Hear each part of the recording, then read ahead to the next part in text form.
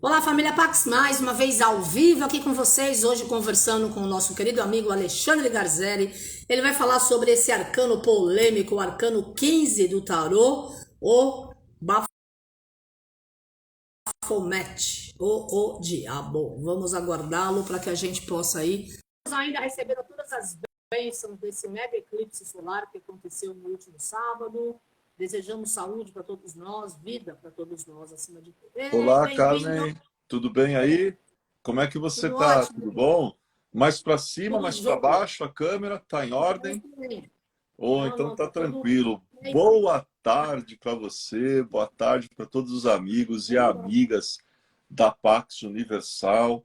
Um abração para nossa turma de Wicca, né? Todos os domingos, firmes e fortes lá com a gente. E logo em seguida, um abraço muito especial para os nossos alunos de arcanjos, que ontem contactaram o arcanjo Jofiel, aprenderam Olha, como ir em direção ao reino secreto do arcanjo Jofiel e contatar os arquivos acásticos, o que é muito bom. Então a gente só pode ficar que feliz com os isso, progressos, né, do pessoal que está aí a 1000 por hora, evoluindo, sempre evoluindo. olha, que ótimo, muito bom, parabéns.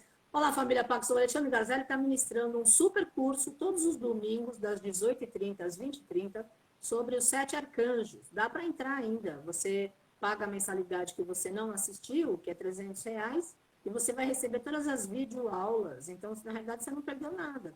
É todo domingo, vai até fevereiro. É um curso de 4 meses, para que você possa aprender a contatar a esses excelsos seres que são os 7 arcanjos, que orientam essa nossa encarnação e nos auxiliam com suas bênçãos de proteção na bem-amada Mãe Terra, né, Alexandre? Perfeito, Que legal, perfeito. parabéns, muito bom. Muito bom, maravilha. Adorei.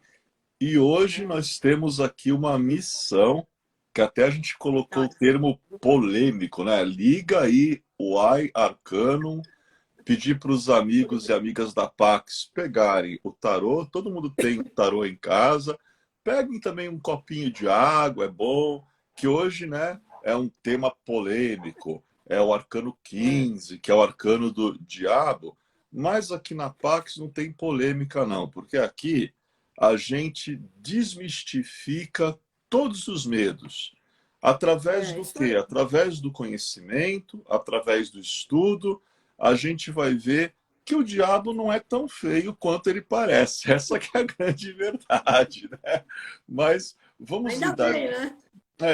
Graças a Deus, né? Que ele não é tão feio quanto parece. Quando a gente tem o conhecimento, quando a gente tem a cultura, quando a gente tem o entendimento e a sabedoria, todos os medos eles passam a não fazer sentido. Eles são desmistificados e, na verdade, a Carmen, que está há décadas na busca espiritual, ela sabe que na trilha da busca espiritual, infelizmente, existem muitas mistificações.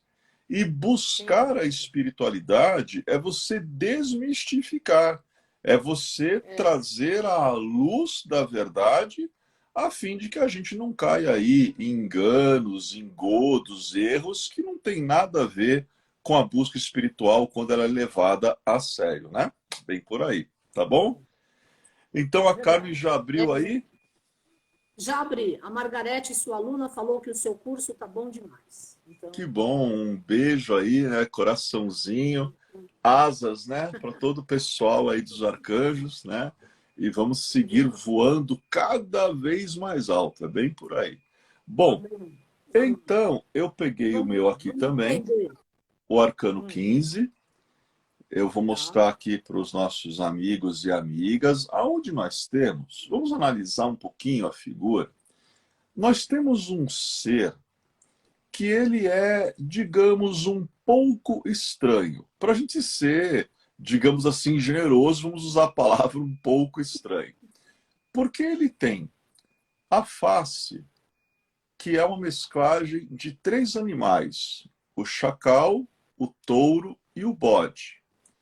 Ele tem tronco de ser humano, seios de mulher, um braço é masculino, outro braço é feminino, tem asas, podemos ver asas atrás dele. A parte de baixo é composta de um cabrito, ou até mesmo a parte de baixo seria um bode. Ele está sentado sobre uma pedra cúbica, que é o trono dele, e nessa pedra a gente vê que saem correntes e tem dois seres que estão presos a essa pedra que serve para ele de assento, que serve para ele de trono. E esta figura, ao redor dele, a gente vê muitas luzes, muitas cores, a gente vê realmente algo bem espalhafatoso, mas ao mesmo tempo caótico, difuso demais, colorido demais. Então, na verdade, este é o polêmico arcano do diabo. E por que eu falo polêmico? Porque o tarô, ele tem duas escolas. Existe a escola tradicional, ortodoxa, clássica, que é aquela que eu represento, e existe a neo-escola, a nova escola. Na nova escola, quando esse arcano aparece numa consulta, é um Deus nos acuda que, pelo amor de Deus, que aí começam a inventar. Não, porque eu estou sentindo o mal na tua vida, uma nuvem negra, eu acho que tem alguém que está fazendo algum trabalho, alguma magia negra. E, na verdade, eu já vou começar a desmistificação por aí. Essa história de trabalho, essa história de magia negra, essa história de alguém tentar causar o mal com a utilização da magia, a coisa que a pessoa conseguirá será causar o mal para ela mesma. Porque tudo aquilo que nós pensamos, que nós falamos e que fazemos ao nosso próximo, nos retorna. E se uma Nossa, pessoa ela utiliza de energia, ela utiliza de magia para prejudicar alguém, existe uma esotérica que eu admiro muito, chamada John Fortune. A Carmen, evidentemente, conhece, tem livros escritos. E a John Fortune, ela é muito sábia no livro Autodefesa Psíquica, quando ela diz que existe na invisibilidade como se fosse uma espécie de polícia oculta que controlaria o uso da energia, o uso de rituais, o uso de cerimônias. Então, a gente entende que se alguém quer se utilizar de energia ou de força de pensamento, seja lá do que for, para fazer mal a alguém, em primeiro lugar, a pessoa fará mal a ela mesma. Em segundo lugar, chega o momento em que esses agentes da autoinvisibilidade, que são guardiões das leis do universo, da vida e da natureza, eles vão interferir e bloquear as tentativas da pessoa fazer mal a quem quer que seja. Mesmo na Wicca, agora nós temos o Wicca na Pax, qual é uma das leis assim sagradas de todo o praticante da religião Wicca? É a lei tripla ou a lei tríplice, que explica o seguinte: tudo aquilo que você faz te retorna 3 vezes, seja na presente encarnação ou em outras encarnações. Então, se utilizar do pensamento ou de energia ou da magia para fazer algo mal, não é uma atitude inteligente, porque você receberá 3 vezes aquilo que você fez.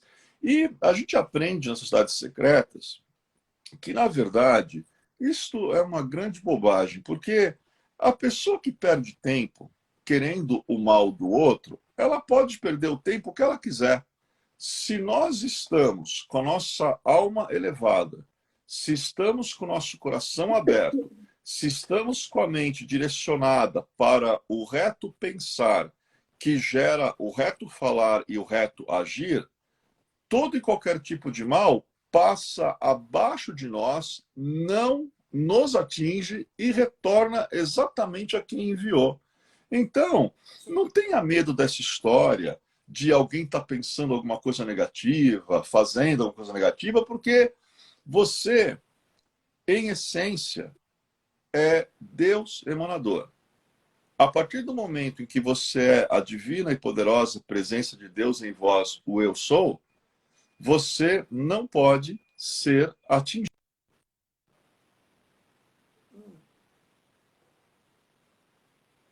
começou a congelar, Ale. Não sei se você está me ouvindo. Eu peguei um melzinho que a minha voz, minha garganta tá pegando, tá ventando muito nas minhas costas e eu não tenho como sair daqui com a live. Família Pax, se inscreve, por gentileza, se vocês estão me assistindo. Se vocês conseguem me ouvir. Se é só o Ale que congelou, o seu também.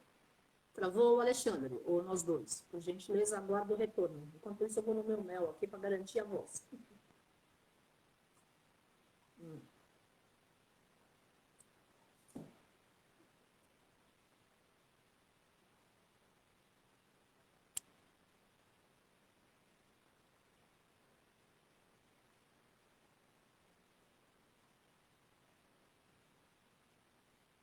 Vamos lá, Ale, vamos tentar colocar você no ar novamente. Deu certo, assim eu já Oi, Carmen. consegui. Legal, bem-vindo. Bem-vindo. Estou entrando de novo. Sabe por que travar? Que agora aqui começou uma tempestade de vento. Hoje está ventando Aqui muito aqui. também. Então, são os mistérios da tecnologia. Mas, voltando, como eu estava explicando, não tema o mal se você está com a alma elevada, o coração aberto e a mente direcionada para aquilo que é nobre, para aquilo que é luz, para aquilo que é bom, porque simplesmente se colocar nessa postura evita todo e qualquer tipo de mal. Essa que é a grande verdade, né? Agora, vamos explicar o arcano... Oi, pode Peraí, falar. me dá um minuto. A Fernanda está perguntando se cachorro tem guia espiritual, anjo da guarda e presença eu sou. Na verdade, os animais, quem responde pela guarda dos animais são seres na natureza que nós conhecemos pelo nome de devas. Então, os grandes devas da natureza, eles são responsáveis pela guarda. Alguns de plantas, outros de águas.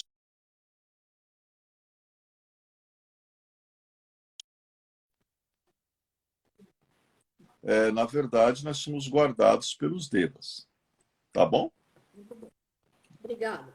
Eu Ok. quero mandar um beijo para a Vivi Keller, querida, que está aí nos assistindo. Também tem uma pessoa do Belo Horizonte que diz que está chovendo muito lá e ela está aí com a gente.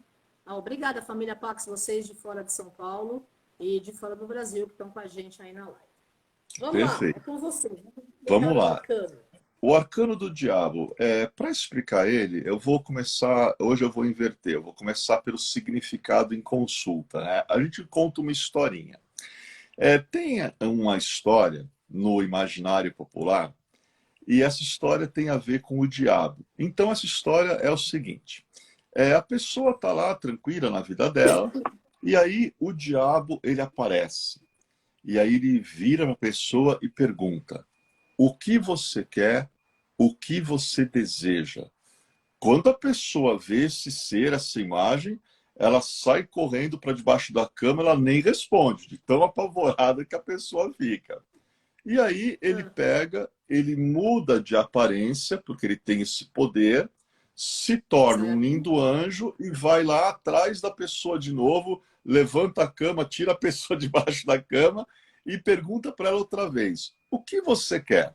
Mas agora a pessoa vê um lindo anjo.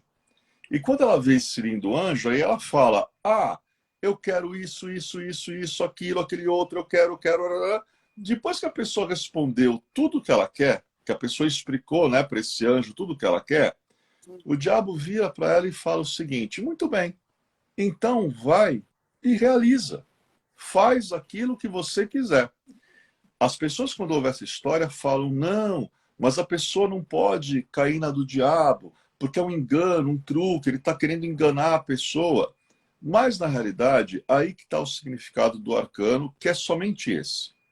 O diabo arcano 15, ele representa, muitas vezes, os nossos instintos, as nossas paixões, aquilo que nós desejamos, mas a gente nega. Enquanto a gente não resolver os nossos desejos, nós seremos sempre presos a alguma coisa. Como essas duas figuras estão atreladas, estão presas ao trono em que ele se senta. O significado do arcano é apenas esse: admite aquilo que tu deseja. Algumas filosofias de vida falam que a raiz do mal na humanidade está no desejo. Tudo bem, Uhum. são filosofias que acreditam nisso. Agora, eu tenho um outro pensamento. O problema Uhum. não é o desejo. Você pode desejar o que você quiser, só que é o Claro. seguinte: a única coisa que você não pode é permitir com que os teus desejos interfiram na liberdade de escolha do teu próximo. Quando o teu Claro. desejo interfere na vida do outro, isso você já não pode fazer. Agora, tirando isso, se você deseja algo, se isso tem a ver com a tua evolução, se isso não vai interferir na vida de ninguém, se isso não vai interferir nas leis da vida, da natureza e do universo, admita aquilo que você deseja e realize. Simplesmente Claro. isso.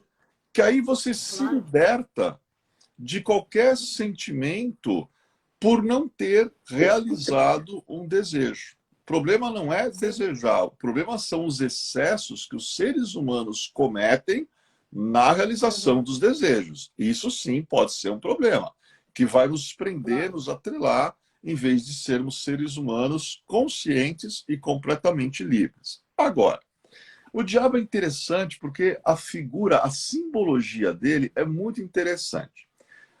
De onde surgiu esse desenho?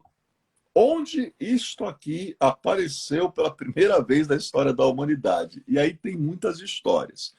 Vocês já ouviram, porque o pessoal da Pax Universal é pesquisador, é estudioso, claro que vocês já ouviram falar dos Cavaleiros Templários. Então, Sim. na Idade Média, embora isso seja um pouco lenda, é mais lenda do que realidade, mas na Idade Média, Uhum. os templários, vocês sabem, isso é história verídica, eles foram perseguidos pela Igreja Católica na época, até o grão-mestre Jacques de Molay foi parar na fogueira da Inquisição, porque, na verdade, eles não estavam fazendo nada de errado, não. Mas eles eram muito ricos, eles eram muito poderosos e eles tinham conhecimento que as classes governantes daquela época, na Idade Média, o clero naquela época, ele não via com bons olhos quem tinha os mesmos conhecimentos que eles tinham, então por isso ocorriam as perseguições. Mas aí, Uhum. depois que capturam alguns templários, eles vão a julgamento, começaram a inventar essa história. Não, porque nos templos de vocês têm um ídolo estranho, que é o Bafomé, e vocês ficam cultuando o Bafomé, fazendo adoração pagã ao Bafomé. Mas, na verdade, não era que eles adoravam o Bafomé ou que ficavam lá adorando esse tipo de coisa. Porque o Bafomé, Uhum. ele representa o quê? Uma esfinge. Agora eu vou perguntar para todo mundo, para a Carmen, para quem está assistindo, para que serve uma esfinge? Qual é a função de uma esfinge? Ela serve para o quê? Qual que é a função? Bom, a frase da esfinge lá no Egito é: conhece-te ou eu te devorarei. E Sim, diz que a esfinge está lá antes das pirâmides, é que ela é verdade. precursora do tempo que iniciou a civilização humana. Sim, perfeito. A esfinge, ela é uma guardiã Sim. da sabedoria, é uma guardiã da gnose, é uma guardiã dos conhecimentos ocultos. E se você não tem o conhecimento, se você não tem a sabedoria, você realmente pode ser devorado, né, pela ignorância que se abate sobre a humanidade e não permite que o gênero humano evolua. O Baphomet, ele é simplesmente uma esfinge. Agora, o desenho mais clássico dele surge em 1800 por um ocultista chamado Eliphas Levi. Eu vou mostrar um grandão aqui, também mandei no iPhone da Carmen, ela tem um Eye Arcanum também aí. Vamos dar uma olhadinha nesse desenho aqui. Aí as pessoas vão ver isso aqui agora e vão falar assim: ai meu Deus do céu, que coisa horrível, que coisa feia. Fecha o livro, fecha o livro. Não, não vou fechar, não, porque hoje a gente vai caçar todos os diabinhos, vamos desmistificar todos os diabinhos que tem. Eliphas Ótimo. Levi, ele foi um ocultista, um dos mais famosos, né, no meio ocultista. ao lado de nomes como Papi e outros que a gente poderia citar aqui. E Eliphas Levi, ele faz esse desenho, até esse desenho pertence ao livro dele, Dogma e Ritual da Alta Magia, lá nos idos de 1800. E o desenho é uma esfinge que a gente vai agora decifrar. Primeiro, a face do Baphomet é composta por chacal, o touro e o bode. Muito bem. O chacal, ele representa o deus Anubis no Antigo Egito, que era o barqueiro que levava lá as almas para o julgamento de Osíris, antes passando pela balança da deusa Maat, onde era pesado o coração, lá com a pena da Maat. Se o coração fosse mais pesado que a pena, a pessoa era condenada. Se a balança ficava equilibrada, a pessoa continuava a sua jornada, né, evolutiva. O chacal na alquimia, ele é chamado de o mercúrio dos filósofos, e ele tem a ver com dois elementos, o ar e a água. O outro animal é o touro, e o touro tem a ver na alquimia com o elemento terra. E o último animal, que seria o bode, ele tem a ver com o fogo, que é o último elemento que estava faltando. Porque o chacal é ar e água, o touro é terra, está faltando o fogo.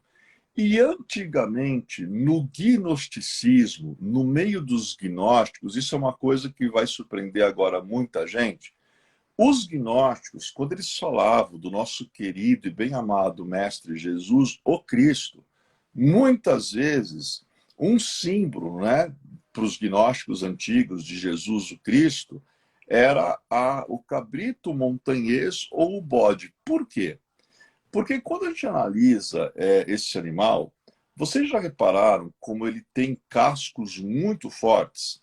E com esses cascos, eles conseguem escalar, não montanhas, eles escalam penhascos. Às vezes você olha um penhasco, tem lá uma cabra, um cabrito montanhês, em lugar que alpinista não chega. E ele consegue não apenas subir, como ele consegue descer de lá. Então era um símbolo, já que a montanha representa a ascensão, para os antigos gnósticos era um símbolo, o bode, de ascensão espiritual. Ele estava ligado ao fogo, fogo é um elemento espiritual, e mesmo os antigos judeus tinham um ritual muito curioso, que numa determinada época do ano, eles pegavam dois desses animais, um puro e outro impuro, o impuro assim, com manchas na pelagem, né? O impuro eles levavam lá para o meio do deserto e soltavam lá. E o puro eles sacrificavam. É interessante que se aquele animal que foi colocado no deserto, ele conseguisse voltar para o convívio da humanidade, isso era um sinal de bom augúrio. E aí ele era recebido, né? Havia lá uma comemoração. É muito curioso porque a gente sabe que o Mestre Jesus, o Cristo, tem um momento em que ele vai para o deserto e ele passa 40 dias e depois ele retorna e começa a missão dele. Então, e o deserto também é um local de isolamento. Não é uma montanha, mas é como, para quem quer meditar, montanha, deserto são sinônimos, né? Quando você está procurando elevação, silêncio. Então, a gente já vê que na composição da face do Baphomet, nós já temos muitas coisas simbólicas. Chacal, touro, o próprio bode, né? Mas não num significado negativo. Agora, ele tem asas. O que as asas representam? As asas representam elevação. As asas representam subida. Então, ao desenhar asas, o Eliphas Levi, ele quer fazer a gente pensar que o ser humano, ele deve sempre procurar elevar a sua consciência, desvelando os significados por trás da simbologia, estudando para que ele adquira a sabedoria e se livre da ignorância. Então, as asas são um símbolo de elevação. E o Baphomet tem um braço feminino e um masculino. E ele faz esse sinal com a mão dele, com as duas mãos, né? Então, uma mão ele aponta para cima E outra mão, ele aponta para baixo, né? Ele está com os braços nessa posição, como a gente já viu isso no arcano do mago. Agora, você viu aí no teu Eye Arcanum, Carmen, as palavrinhas que estão escritas no braço do Baphomet? Tem uma palavrinha escrita Eu, aqui e uma palavrinha escrita aqui também? eu vi, mas eu não consegui decifrar. Eu desliguei meu Eye Arcano. Peraí que Fica eu vou ligar de tranquilo, novo. né? Você vai falando aí. Vou falando.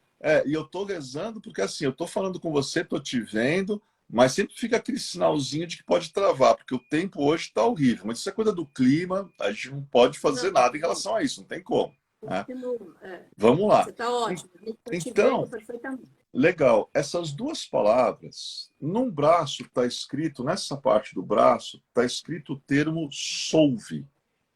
E no outro braço está escrito o termo coágula. Nossa, o que isso quer dizer? Solve e coágula. Na verdade, a expressão latina é solve et coagula.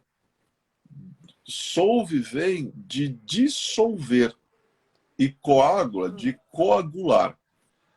Isso quer dizer, na alquimia, porque esse termo solve et coagula é alquímico, na alquimia, muitas vezes, nós temos que aglutinar um elemento, nós temos que unificar um elemento, temos que Tá. deixá-lo denso para depois dissolvê-lo, para depois sublimá-lo. Então, essas palavras escritas no braço dele, solve et coagula, pertencem ao mundo da alquimia. Dissolve e coagula. O yin e o yang, a luz e as trevas, a dualidade presente em todo o universo. É apenas isso que representa. O Baphomet, sobre o ventre dele, ele tem escamas, também representam o elemento água, e ele tem o caduceu de Mercúrio. Quem é Mercúrio para os romanos? Hermes para os gregos. É o deus do conhecimento, da expressão, da comunicação, da inteligência, da erudição, associado à sabedoria. Então, a partir do momento em que a gente vê o caduceu de Mercúrio sobre o ventre do Baphomet, quer dizer que a partir do conhecimento, a partir da sabedoria, você é capaz de gerar uma vida que tenha mais sentido, uma vida que valha mais a pena. Você é capaz de deixar uma mera existência e passar realmente a viver plenamente com consciência, conhecimento e sabedoria. É apenas isso que representa o caduceu de Mercúrio nesta figura. E é muito interessante que a gente vê que ele tem aqui duas luazinhas. Aqui em cima a gente vê uma lua branca e aqui embaixo a gente vê uma lua escura. Pura, é. É a dualidade, luz e trevas, o bem e o mal. E ele se equilibra entre as duas luas. Como a sacerdotisa, arcano 2, que a gente já estudou aqui, ela estava entre duas colunas. Como o hierofante, o papa, o arcano 5, estava entre duas colunas. E ele tem aqui as duas luas, né, onde ele se situa, a lua branca, que pode ser a deusa Diana, né, associada também à lua. A lua negra seria a misteriosa Lilith, né, que também falam dela lá no início do Jardim do Éden e coisa e tal. Então, olha quanta coisa o Eliphas Levi desenhou, quanta simbologia nessa esfinge, porque simplesmente é uma esfinge. E aqui, os dois últimos símbolos que eu vou comentar. Ele tem chifres e uma tocha no meio dos chifres dele, é o primeiro símbolo. E eu vou aproximar bem, olha o que ele tem aqui na testa dele. Ele tem um pentagrama com uma ponta só para cima. Guardem esse detalhe na cabeça que é importante. O pentagrama com uma ponta só para cima. Carmen, eu aproximei tanto agora a imagem, né? Já pensou quem ligou agora? Vê essa imagem do diabo na tela assim, a pessoa até pula para trás e fala: Meu Deus do céu, o que está acontecendo hoje nessa live, né? Está Então, explicando aí, a energia está desmistificando sim, exatamente o que as pessoas não conhecem just, profundamente como você. justamente. Agora, vamos começar pela ideia dos chifres, né? Os chifres, desde que surgiram as religiões de massa, eles acabaram sendo colocados como símbolo de algo negativo. Mas, na realidade, quando nós falamos das antigas religiões, os chifres eles eram símbolos de conexão com o sagrado, tanto que as sacerdotisas de Ísis, no Antigo Egito, elas usavam um crescente lunar sobre a cabeça com 2 chifres do boi Apis para representar a lua. E aquilo servia para captar a sabedoria oriunda do alto, oriunda do cosmos. As antigas coroas, né, dos reis primitivos não eram de ouro, não eram de prata, até porque eles nem sabiam manufaturar os metais ouro e prata. Eram feitas de chifres, de galhos, e também representava a conexão daquele líder com as forças superiores. E é interessante porque entre os chifres do Bafomé, a gente vê uma tocha. Eu vou mostrar uma coisa agora, mas eu acho que vai inverter, porque eu estou aqui com a câmera invertida, mas eu vou tentar. Esses chifres dele, com a tocha no meio, são uma letra hebraica. Antes de mostrar essa letra hebraica, eu vou soletrar como vocês podem escrever ela. S-H-I-N. Shem. S-H-I-N. Shem. Agora eu vou mostrar, mas eu acho que vai inverter. Isso, Shem. Eu estou lendo a Carmen, mas eu acho, Carmen, quando a gente mostra, quer ver só, eu acho que inverte. Essa letrinha aqui. Mas ela deve estar invertida. Aí você pega, você vai lá no Google Imagens e você escreve Shem, Hebrew Letters, e aí você vai ter a letra correta para você poder ver. Na verdade, estes aqui são os 2 chifres do Bafomé e aqui no meio teria a tocha. Essa letra hebraica, ela tem um segredo. Todo mundo sabe o que é tetragrama? Deixa eu até perguntar, já ouviu falar isso? Pode falar, cara. A Fernanda está escrevendo que coloca esse símbolo no alto da porta. Que é um símbolo de proteção. E tem que ser colocado no alto da porta mesmo. Né? Agora, vocês sabem o que quer dizer o termo tetragrama? Não. Até tem um pentagrama, uma estrela de 5 pontas, né? Que é chamada de tetragramaton. É um pentagrama cheio de símbolo em volta, bem famoso no ocultismo, na magia. Mas tetragrama, tetra é 4.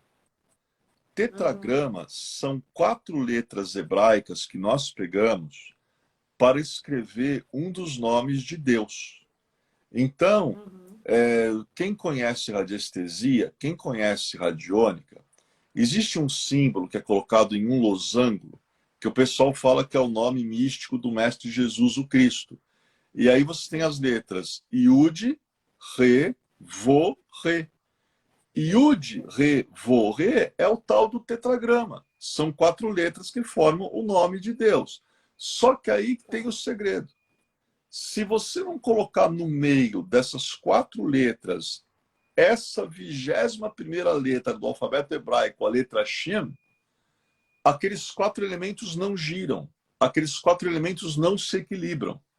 Então é muito interessante porque a partir do momento que sobre a cabeça do Bafomé existe o Shem, ele equilibra nele a terra, o ar, a água e o fogo. E para desmistificar de vez esse desenho aqui, eu falei para vocês guardarem o detalhe. Olha o pentagrama no centro da testa dele. Olha como está o pentagrama. Com uma ponta só para cima. Estão vendo? Uma ponta só para cima aqui, o pentagrama. Isso já acaba com qualquer vibração negativa que o desenho poderia ter. E por que acaba? Porque o pentagrama, com uma ponta para cima, representa o homem ou a mulher com os braços abertos, representa o chakra laríngeo, o chakra frontal e o chakra coronário, que são a ponta superior do pentagrama, dominando os chakras inferiores, quer dizer, a essência dominando o instinto. representa o gênero humano se harmonizando com os 4 elementos: terra, ar, água e fogo. Então, o pentagrama, que é o símbolo máximo da religião Wiccan, é um símbolo de proteção espiritual. É um símbolo de elevação, de energia, de luz. Quando o Eliphas Levi coloca bem nesse ponto aqui no Bafomé, no terceiro olho, o Ajna Chakra, o chakra frontal, quando ele coloca o pentagrama na sua posição, com uma ponta só para cima, ele neutraliza qualquer mal que poderia haver nessa figura. Então nós entendemos, né? Em primeiro lugar, gente, é um absurdo a gente pensar que existe um ser desse jeito aqui, com chifre, com rabinho pontiagudo, com tridente na mão, que vai aí atormentar as pessoas. Não tem sentido você pensar num negócio desse. Na verdade, nós precisamos tomar cuidado com os nossos medos. Nós precisamos tomar cuidado com os nossos temores. Porque os nossos medos, os nossos temores ativam o psiquismo do ser humano, e o psiquismo ele tem o poder de criar coisas que não existem. Mas vai existir para a pessoa. Mas, na verdade, o que está assombrando a pessoa é o próprio medo da pessoa, é o próprio temor da pessoa. O que nos liberta de temores, o que nos liberta de medo? Estudo. Educação, sabedoria. Com estudo, com educação, com sabedoria, é o fim de todos os medos. Então, o que eu fiz aqui hoje, estou fazendo, né? Eu estou desmistificando uma imagem que tem gente que não pode nem ver, que sem brincadeira, a pessoa já sai correndo. Eu estou explicando que é uma esfinge, gente. O Eliphas Levi pegou, e os templários da Idade Média, eles tinham conhecimento de simbologia. Às vezes, vocês sabem por que eles colocavam essa imagem, né, nos quartéis generais deles, castelos, templos? Para alguns trechos de rituais de iniciação. Por quê? Para testar a vontade, para testar a coragem, para testar a sabedoria daqueles que queriam ascender nos segredos, nos mistérios maiores. Se a pessoa não tivesse conhecimento nem sabedoria, se a pessoa não tivesse coragem, ela via a imagem, saía correndo e nunca mais voltava. Mas aqueles que tinham sabedoria, aqueles que tinham conhecimento, aqueles que tinham coragem, eles encaravam a esfinge de frente e eles falavam: não, eu vou te decifrar e você não vai me devorar pelas trevas da ignorância. Eu vou te decifrar e eu vou continuar a minha senda, a minha jornada iniciática. É muito interessante, para eu já começar mais ou menos partir para o final, embora tenha tempo, tem uns 20 minutinhos ainda, mas pode falar, Cami. Oi. Tenho duas coisas para falar. Primeiro, a Fernanda escreveu, quando você mencionou o Shin, que estava ao contrário, ela falou que em hebraico é ao contrário mesmo, que estava aparecendo certo. Tá? É que eu escrevi o Shin ao contrário. E outro, a Sônia perguntou se você pode falar sobre Lúcifer. Posso. Quer dizer, eu estava feliz porque eu tinha 20 minutos, e agora o tempo ficou pequeno, porque, meu Deus do céu. Né? Então, você quer falar sobre Lúcifer na semana que vem? Faz como você quiser. Não, mas vamos falar, porque eu falei que hoje, eu e a Carmen, a gente fez um pacto entre nós, que a gente ia hoje desmistificar e expulsar todos os diabinhos. A gente, né, fez essa promessa e vamos cumprir a promessa. Né? Só que antes de falar de Lúcifer, uau, meu Deus, vai falar de Lúcifer, vou. E vocês vão entender que não tem nada a ver os medos que o povo tem. Mas antes de falar de Lúcifer, eu vou fazer uma perguntinha. O problema, Carmen, é a famosa etimologia. E o que é etimologia? Etimologia é a origem das palavras, né? Por exemplo, vamos brincar um pouco aqui com nossos amigos que estão assistindo também. Vocês sabem o que quer dizer a palavra capeta? Alguém sabe o que essa palavra quer dizer? Não. Então eu vou contar uma historinha. Tem a ver com o povo do teatro. Um abraço para os meus irmãos e irmãs do teatro, principalmente para o Legal. pessoal do Teatro Escola Macunaíma, onde eu me formei, né? Muita luz para vocês. Mas a palavra capeta é o seguinte: tem uma peça teatral chamada Fausto. É famosa essa peça teatral, Hum. aonde Fausto, né, que é um cientista, meio alquimista, ele faz um pacto, né, com uma entidade chamada Mefistófeles, porque ele quer ter riqueza, ele quer ter juventude de novo, ele quer, parece aquele desenho do Pica-Pau, né, quer ter dinheiro, mulheres, fama, parece aquele desenho que todo mundo, pelo menos no nosso tempo, a gente se lembra desses desenhos, né, cara? Hoje em dia eu não sei como é que os desenhos estão, né? Mas, e aí, o ator que ele interpretava o Mefistófeles, ele usava uma veste que era uma capa com uma sobrecapa em cima. E essa veste teatral, que ela é muito famosa na Inglaterra da época vitoriana, a gente vê isso na moda na Inglaterra vitoriana, essa capa, com essa sobrecapa pequena, essa peça de vestuário era chamada de capeta.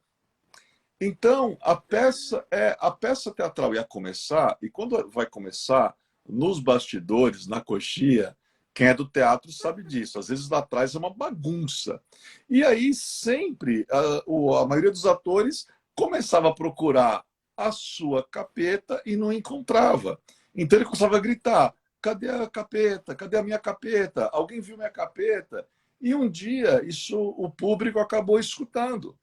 E aí o público criou no imaginário que capeta era alguma coisa negativa e, na verdade, é Gente, simplesmente uma peça de roupa.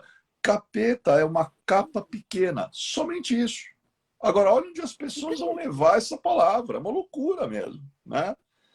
gente, Então, adorei. Você sabe, tem tantos amigos que são atores, que são ligados à arte. Eu nunca soube. Adorei. Obrigada ah, por esclarecer. Aliás, ah, eu vi uma peça de teatro sua, há muito tempo atrás. Você era o mestre Eumória. Faz o quê? isso, Quase uns 30 anos, ou talvez 30 anos, faz, né? faz. Sobre a teologia, né? Que Você era estava o. começando a Tava teologia, começando tanto a jornada espiritual quanto no teatro, né? é, e Parabéns, Ale, eu brigadão, fico muito feliz.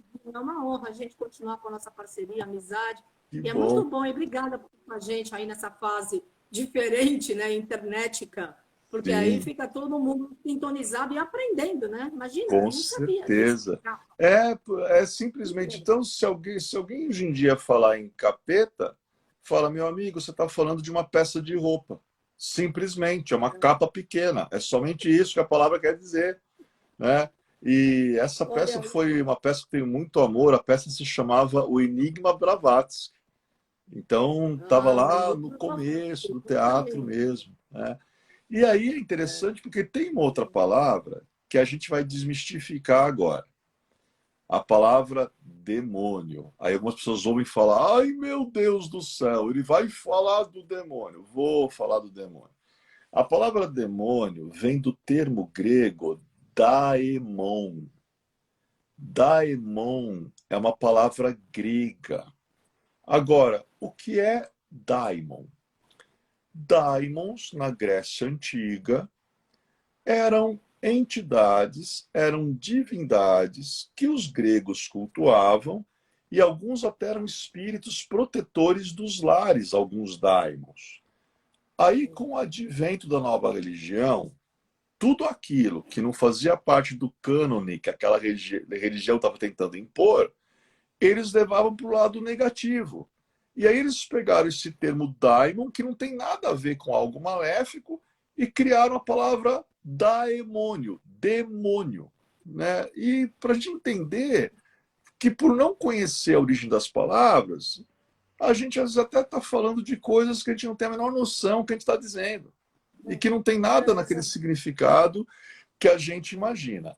Agora, para a gente fechar com chave de ouro, né, nossa amiga, vamos falar de Lúcifer.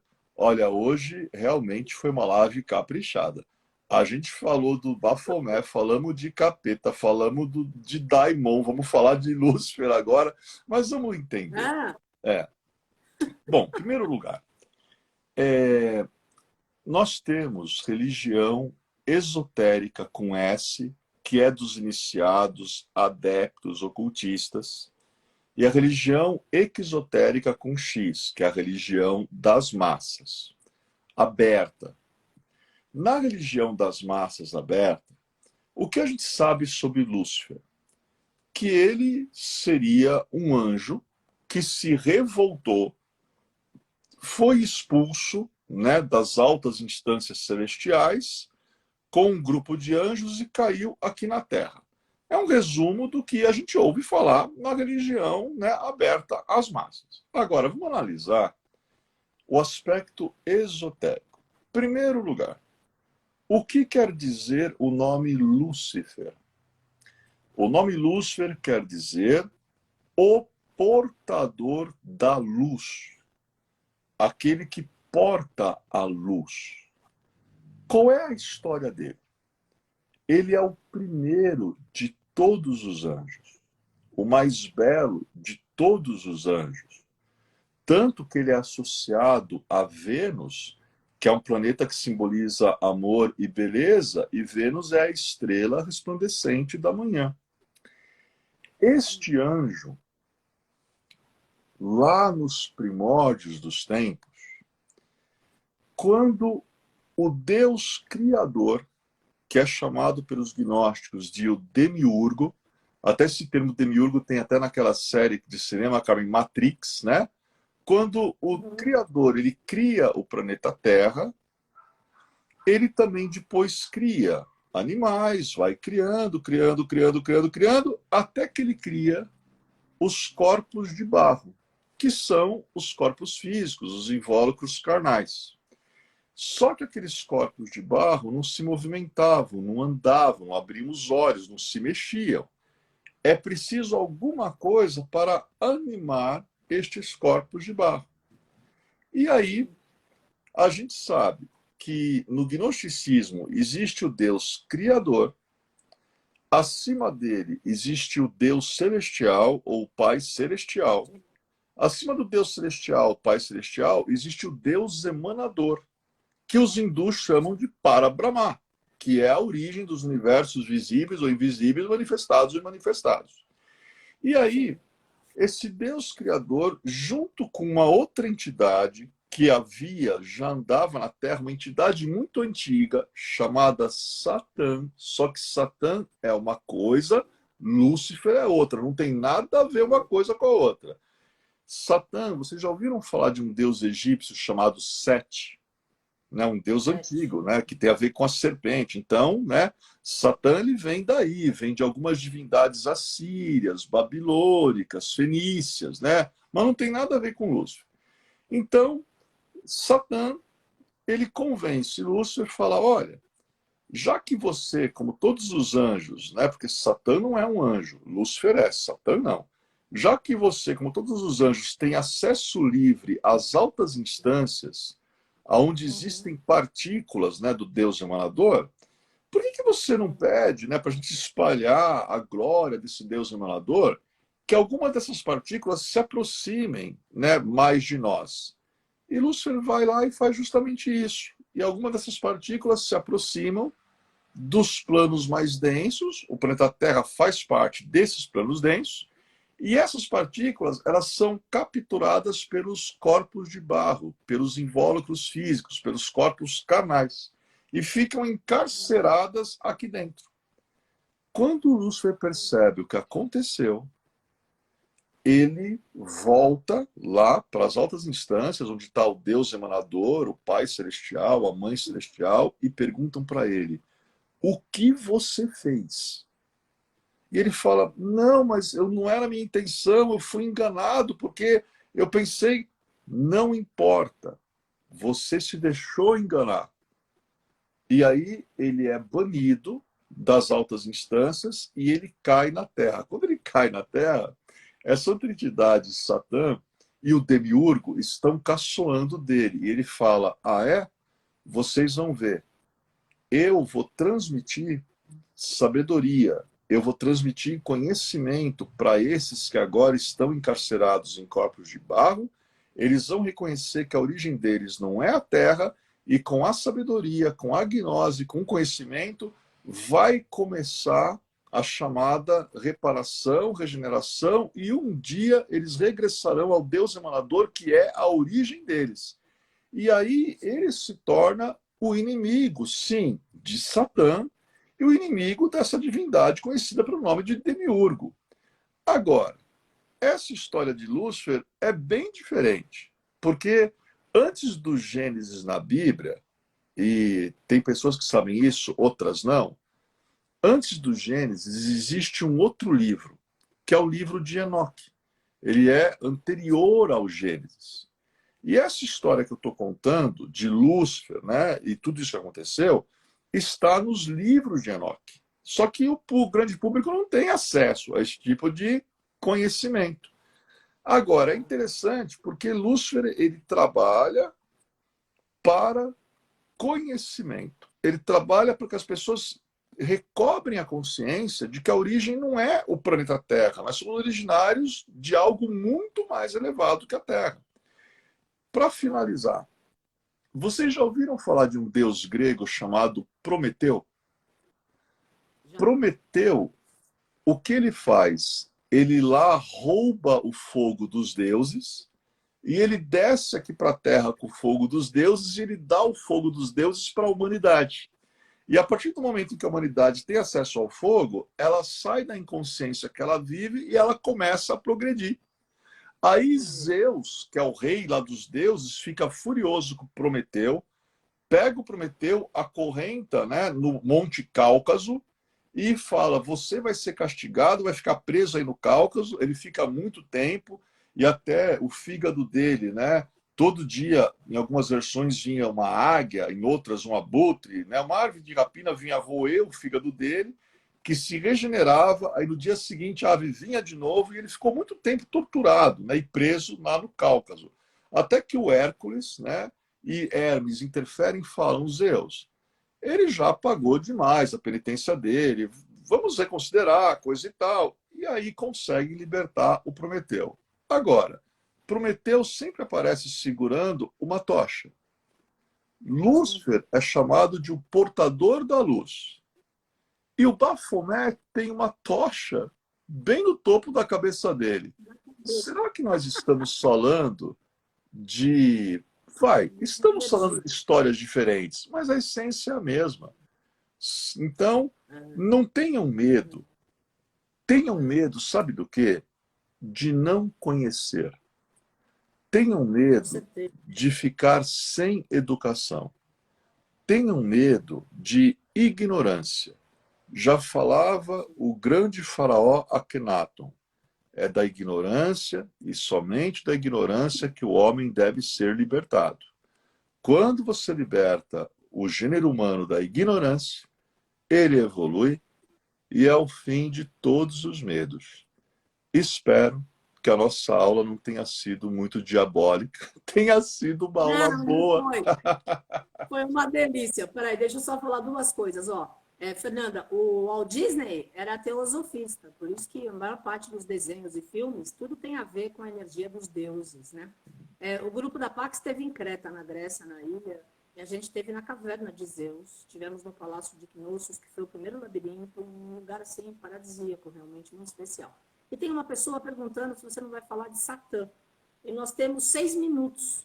Amanhã, família Pax, eu estou aqui conversando com a Cândida Borges e a Zaina Faruq, que elas vão falar sobre leitura de borra de café e o seu mantra pessoal. As duas vão estar fazendo atendimento na Pax somente sexta e sábado agora, dias 10 e 11 de dezembro. Elas moram fora de São Paulo.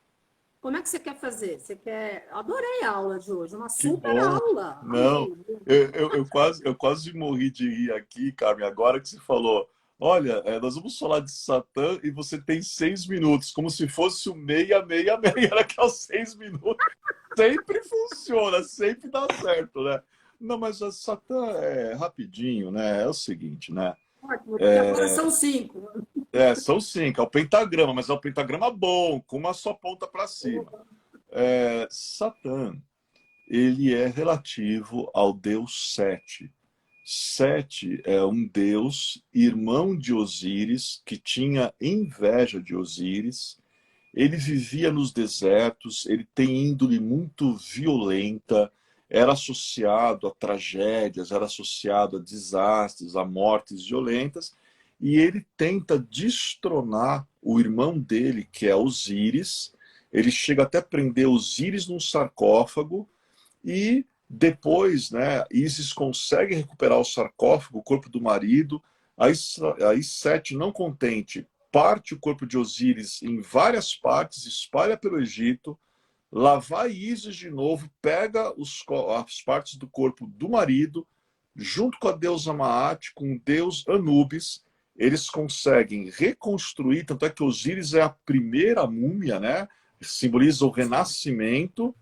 E aí, o filho de Ísis e Osíris, que é Horus, vai enfrentar Sete, derrota Sete, subjuga Sete, mas nessa batalha ele perde o olho, que é o famoso olho de Horus.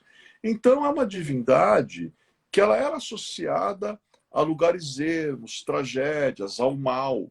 E de Sete é que é oriundo o Satã dos cristãos, né? E a gente tem a Trindade, né? O Pai, o Filho e o Espírito Santo. Você tem lá José, Maria e Jesus. Os egípcios entenderiam como Osíris, Ísis e Horus, o filho de ambos, que derrota as trevas de Sete. Então, um resuminho aí para a gente esclarecer um pouco esse aspecto aí do Satã.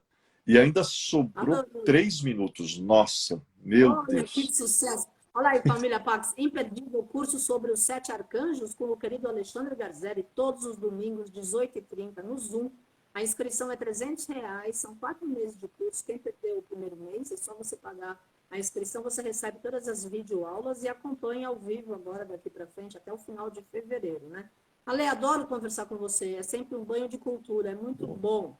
Então, sugerindo você falar sobre os deuses gregos em algum momento. Depois a gente fala sobre isso, porque, na realidade, eu estou aqui, eu anoto tudo, né? Eu Não pode sei, perder por eu dia. sei.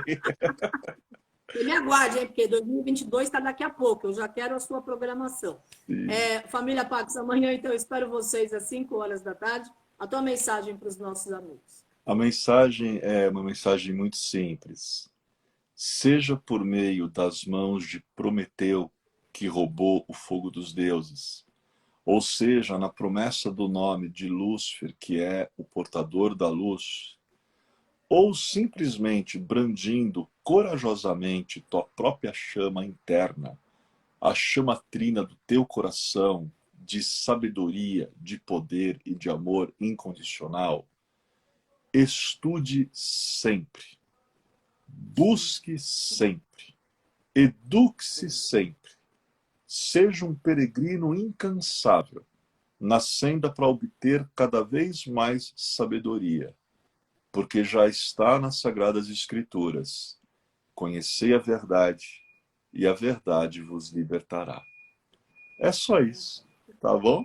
Obrigada, Lê. Gratidão, grande beijo, gratidão, namastê, família Pax. Namastê, tchau, tchau.